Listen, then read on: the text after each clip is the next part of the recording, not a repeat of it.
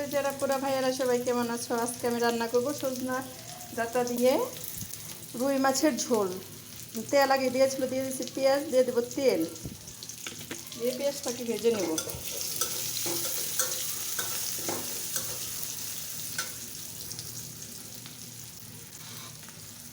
দিয়ে দেবো আধা চা চামচ হলুদ গুঁড়ো, আধা চা চামচ মরিচ গুঁড়ো, 1 চা চামচ মাছের মশলা, স্বাদ মতো লবণ।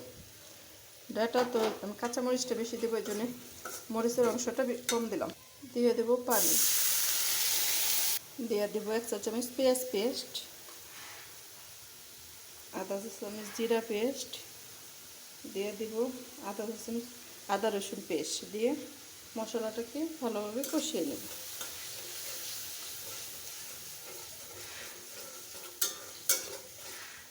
দিয়ে দেবো কয়েক পিস কাঁচামরিচ, কাঁচামরিচের অংশটা অবশ্যই একটু বেশি দিব,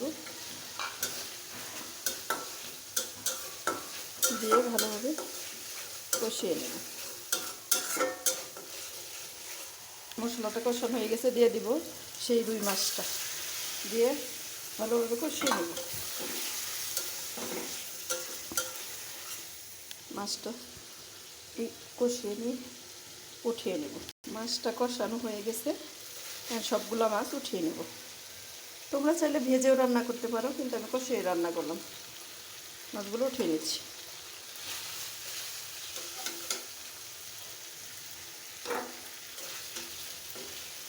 এখন দিয়ে দেবো সেই সজনে ডাঁটা, আলু আর একটা পেঁয়াজ।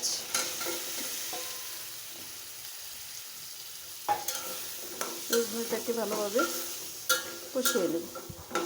এটা আমি অবশ্যই পাতলা ঝোল করবো, সজনের পাতলা ঝোল খেলে ভালো লাগে।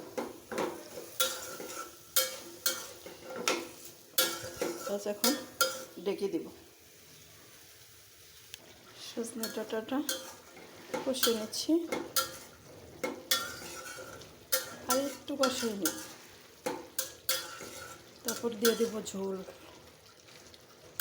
আর একটু কষাবো।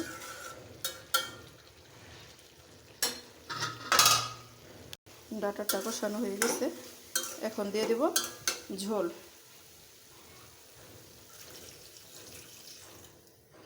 আচ্ছা, ঝোলটা দেওয়া হয়ে গেছে, এখন রান্না শেষ করব। এখন দিয়ে দেব সেই মাছটা, কষিয়ে রাখা মাছটা। মাছ হয়ে গেল আমার রুই মাছ দিয়ে আলু দিয়ে সজনার ডাঁটা দিয়ে পাতলা ঝোল। আমার রেসিপিটি যদি তোমাদের ভালো লাগে, আমার পেজটা ফলো করো প্লিজ, আমার ইউটিউব চ্যানেলটাকে সাবস্ক্রাইব করে দিও। সবাই ভালো থেকো, সুস্থ থেকো, আল্লাহ হাফেজ।